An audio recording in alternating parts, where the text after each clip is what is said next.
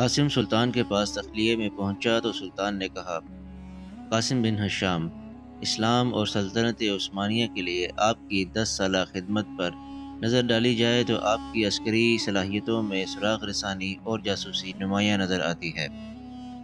میں نے قسطنطنیہ پر حملہ کرنے کے لیے ایک اور محاذ پر توجہ دینے کا بھی فیصلہ کیا ہے، وہ ہے نظام جاسوسی کا خفیہ محاذ۔ میں چاہتا ہوں کہ قسطنطنیہ کی حفاظتی حصار، فصیل کی حالت، بحری قوت کی تفصیل، جنگی اور معاشی صلاحیتیں، حتیٰ کہ شہنشاہ قسطنطنیہ کی کمزوریوں تک کچھ بھی میری نظروں سے اوجھل نہ رہے۔ یہ بہت مشکل اور خطرناک کام ہے، کیونکہ ان معلومات کے لیے جس کو بھی بھیجا جائے گا، ایک غیر ملکی جاسوس کی حیثیت سے اس کی جان ہتھیلی پر رہے گی۔ میں چاہتا ہوں کہ قسطنطنیہ میں آپ کی رائے اور مشورے سے اس مقصد کے لیے کسی شخص کو بھیجوں۔ سلطان کی بات کے ساتھ ساتھ قاسم کے رگ و پے میں لہو کی گردش تیز ہوتی جا رہی تھی۔ اندھا کیا چاہتا تھا؟ 2 آنکھیں؟ وہ تو پہلے سے ہی قسطنطنیہ جانا چاہتا تھا۔ اس نے بے صبری سے کہا، سلطان معظم، اس اہم اور مشکل مہم پر میں خود روانہ ہونا چاہتا ہوں۔ میں سمجھتا ہوں کہ میں یہ مقصد کسی بھی اور شخص سے زیادہ بہتر طور پر سر انجام دے سکتا ہوں۔ سلطان کے چہرے پر مسکراہٹ پھیل گئی، کیونکہ سلطان خود بھی یہی چاہتا تھا کہ اس مرتبہ وہ ہر کام ٹھیک طریقے سے ناپ تول کر کرے، تاکہ قسطنطنیہ کو فتح کرنے کے لیے کسی قسم کی کوئی کوتاہی باقی نہ رہے۔ سلطان بھی یہی چاہتا تھا کہ اس مہم پر قاسم خود روانہ ہو۔ قاسم کو قسطنطنیہ کے لیے تیار دیکھ کر سلطان نے فوراً کہا، ٹھیک ہے، آپ اپنے سفر کی تیاری شروع کریں۔ آپ بہت جلد عیسائی دنیا کے قدیم مرکز اور بازنطینی سلطنت کے دارالحکومت قسطنطنیہ روانہ ہو رہے ہیں۔ قاسم بن ہشام، ایک بات یاد رکھیے گا کہ ہمارے رسول کریم محمد رسول اللہ صلی اللہ علیہ وآلہ وسلم نے اپنی زبانی قسطنطنیہ کے فاتح کو جنت کی بشارت دی ہے۔ آپ عثمانی افواج کے قسطنطنیہ میں داخل ہونے سے پہلے اس شہر کو داخلی طور پر فتح کرنے جا رہے ہیں۔ قسطنطنیہ میں پہلے بھی مسلمان آباد ہیں، ان میں سے بعض لوگ سلطنت عثمانیہ کے لیے مدت سے کام کر رہے ہیں۔ قسطنطنیہ میں غلطہ کا نصف حصہ ہمارے آباء میں سلطان بایزید یلدرم نے اس وقت کے شہنشاہ مینوئل سے حاصل کر لیا تھا۔ آپ کو وہاں پریشانی نہ ہوگی، لیکن پھر بھی جنگی نوعیت کی معلومات حاصل کرنے کے لیے آپ کو بے حد محنت کرنی پڑے گی۔ چنانچہ یہی بہتر ہے کہ آپ جلد سے جلد قسطنطنیہ روانہ ہو جائیں۔ اس مرتبہ سلطان نے مشرقی یورپ کے اس مرکز اور قدیم عیسائیت کے اس مذہبی شہر کو بہر صورت فتح کرنے کا تہیہ کر لیا تھا۔ نوعمری میں 2 مرتبہ ناکام سلطان بننے کے بعد جب سلطان مراد خان ثانی نے اسے تعلیم و تربیت کے لیے ایدین بھیجا تو اس لاڈلے شہزادے کو اسلامی تعلیمات اور تاریخ پڑھنے کا صحیح معنوں میں موقع ملا۔ اسے معلوم ہوا کہ آقا نامدار، مقصود کائنات، سرکار دو عالم، خیر الانام، حضور نبی کریم صلی اللہ علیہ وآلہ وسلم کو اپنی حیات مبارکہ میں قسطنطنیہ کی فتح سے گہری دلچسپی رہی تھی۔ اس نے تاریخ کا مطالعہ کیا اور اسے معلوم ہوا کہ قسطنطنیہ کو فتح کرنے کی نیت سے پہلا اسلامی حملہ 48 ہجری میں کیا گیا۔ اس معرکے میں کئی اصحاب رسول رضی اللہ تعالی عنہما بھی شریک تھے۔ سابقون الاولون میں حضرت ابو ایوب انصاری رضی اللہ تعالی عنہ جیسے جید صحابہ بھی شامل تھے۔ اسے مطالعے کے دوران یہ بھی معلوم ہوا کہ حضرت ابو ایوب انصاری رضی اللہ تعالی عنہ اسی معرکے میں شہید ہوئے اور قسطنطنیہ کی فصیل کے نزدیک ہی دفن کیے گئے۔ اسے سب سے زیادہ دلچسپی رسول کریم صلی اللہ علیہ وآلہ وسلم کے اس فرمان پر تھی جس میں آپ صلی اللہ علیہ وآلہ وسلم نے فاتح قسطنطنیہ کو جنت کی بشارت دی تھی۔ اسی لیے وہ اس قدر اہتمام اور تیاری کے ساتھ قسطنطنیہ پر حملہ آور ہونا چاہتا تھا۔ ادھر قسطنطین پر یہ مصیبت خود اس کی اپنی غلطی سے نازل ہوئی تھی۔ اس نے سلطان محمد خان کو تخت نشین ہونے کے بعد 2 مرتبہ دھمکی آمیز سفارت بھیج کر اپنی موت کے پروانے پر خود دستخط کیے تھے۔ سلطان نے قاسم بن ہشام کو قسطنطنیہ کے لیے روانہ کیا۔ ایشیائے کوچک کی شورشوں کو فروغ کرنے کے لیے امیر کرمانیہ سے صلح کر لی اور اس کی بیٹی سے عقد کر لیا۔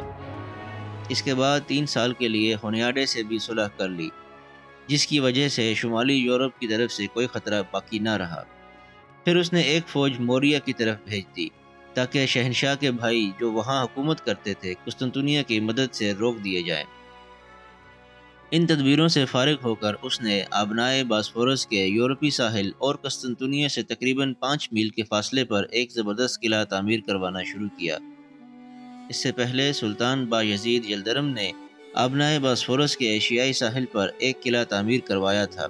سلطان محمد خان نے ایشیائی ساحل کے ٹھیک سامنے آبنائے باسفورس کے یورپی ساحل پر دوسرا قلعہ تعمیر کروانا شروع کیا۔ قسطنطنیہ شہر بھی اسی ساحل پر واقع تھا۔ آبنائے باسفورس بھی اپنی طرز کی عجیب آبنائے ہے۔ براعظم ایشیا اور براعظم یورپ حقیقت میں سمندر کے اندر تیرتے ہوئے خشکی کے 2 بڑے ٹکڑے ہیں۔ کئی لاکھ سال پہلے یہ ٹکڑے تیرتے تیرتے آہستہ آہستہ ایک دوسرے کے نزدیک آئے تھے، حتیٰ کہ اس قدر نزدیک آ گئے کہ درمیان میں صرف آبنائے باسفورس کا تھوڑا سا پانی رہ گیا۔ البتہ شمال کی جانب سے یہ دونوں براعظم آپس میں مل گئے۔ اسی کو یورپی روس کہتے ہیں۔ آبنائے باسفورس ایک آبی گزرگاہ ہے جو ایشیا اور یورپ کے درمیان حائل ہے۔ یہ ایک پٹی کی طرح سے 2 براعظموں کے درمیان پڑی ہے اور اس کے دونوں سروں پر کھلا سمندر واقع ہے۔ ایک سرے پر واقع کھلے سمندر کا نام بحر اسود ہے، جبکہ دوسرے سرے پر واقع سمندر کا نام بحر مارمورا ہے۔ بحر مارمورا کی جانب جس مقام سے کھلا سمندر شروع ہوتا ہے، اس مقام کو در دانیال کے نام سے پہچانا جاتا ہے۔ یہی در دانیال ہے جو صدیوں سے مشرق اور مغرب کے حملہ آوروں کے بحری جہازوں کی گزرگاہ رہا ہے۔ چنانچہ سلطان نے آبنائے باسفورس کے یورپی ساحل پر بھی ایک زبردست جنگی قلعے کی تعمیر کے کام کا آغاز کر دیا۔ قسطنطین نے اس قلعے کی تعمیر کے خلاف احتجاج کیا، لیکن سلطان نے اس کی ایک نہ سنی۔ قلعے کی تعمیر کے دوران بعض ترک سپاہیوں نے چند یونانی کاشتکاروں سے چھیڑ چھاڑ کی، جس نے ایک چھوٹی سی لڑائی کی شکل اختیار کر لی اور اس میں فریقین کے چند سپاہی مارے گئے۔ قسطنطین سمجھ چکا تھا کہ یہ تمام تیاریاں دراصل قسطنطنیہ پر حملے کے لیے ہو رہی ہیں۔ اس نے قسطنطنیہ پر حملے کے خوف سے شہر کے پھاٹک بند کرا دیے اور ایک وفد بھیج کر سلطان محمد خان کی خدمت میں ترک سپاہیوں کے طرز عمل کی شکایت کی۔ محمد نے اس شکایت کا جواب اعلان جنگ سے دیا۔ اب سلطنت بازنطینی کی موت اور زیست کا مسئلہ آخری فیصلے کا منتظر تھا۔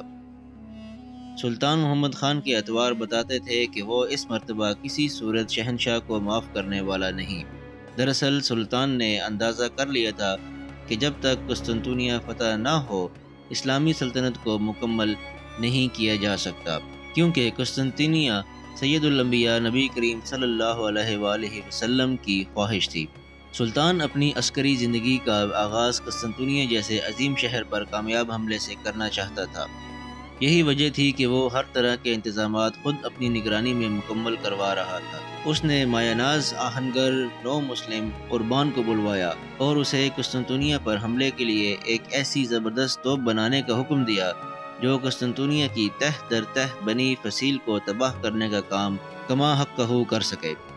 قربان کے ذہن میں تو پہلے ہی سے ایک ایسی ہی توپ کا خاکہ تھا۔ اس نے سلطان سے کہا، سلطان معظم، میں ایک ایسی توپ بنا سکتا ہوں جس میں 40 بالشت موٹائی کا بھاری بارود سے لیس گولہ داغا جا سکتا ہے۔ یہ توپ قد و قامت کے لحاظ سے بہت بڑی ہوگی، اس لیے یہ لوہے کی بجائے پیتل سے ڈھالنی پڑے گی۔ سلطان نے قربان کی توپ کے خاکے کو بہت سراہا اور اسے فوری طور پر ایسی توپ بنانے کی اجازت دے دی۔ اسلحے کی تیاری کے لیے سلطان محمد خان نے اپنے مشہور جرنیل احمد قدک پاشا اور محمود پاشا کو مقرر کیا۔ اسی طرح اس نے برق رفتار معماروں کی جماعت قسطنطنیہ کے یورپی ساحل پر اتاری تاکہ وہ قسطنطنیہ سے 5 میل کے فاصلے پر آبنائے باسفورس کے کنارے ایک زبردست جنگی قلعہ تعمیر کرے۔ اس کا سربراہ بھی مصلح بن آغا جیسا تاریخ ساز ماہر فن تعمیر تھا، جس نے 3-4 ماہ کے قلیل عرصے میں رومیلی حصار تعمیر کر دیا تھا۔ اب آبنائے باسفورس کے دونوں ساحل مسلمانوں کے قبضے میں آنے والے تھے۔ جو ہی قلعے کی تعمیر مکمل ہوتی، 2 سرسبز و شاداب ساحلوں کے درمیان اندر کی 18 میل لمبی دلکش نیلگون لکیر یعنی آبنائے باسفورس پر مسلمانوں کا قبضہ ہو جانا تھا۔ رومیلی حصار سے قسطنطنیہ کا برج غلاطہ صاف دکھائی دیتا تھا۔ ادھر سلطان نے رومیلی حصار کے معماروں کو مصلح الدین آغا کی سرکردگی میں قسطنطنیہ روانہ کیا، اور ادھر قاسم بن ہشام قسطنطنیہ کے خفیہ راز اور اہم عسکری معلومات حاصل کرنے کے لیے اس عظیم شہر کی جانب روانہ ہو گیا، جبکہ موریہ کی طرف سلطان کی ایک بہادر فوج پہلے ہی کوچ کر چکی تھی۔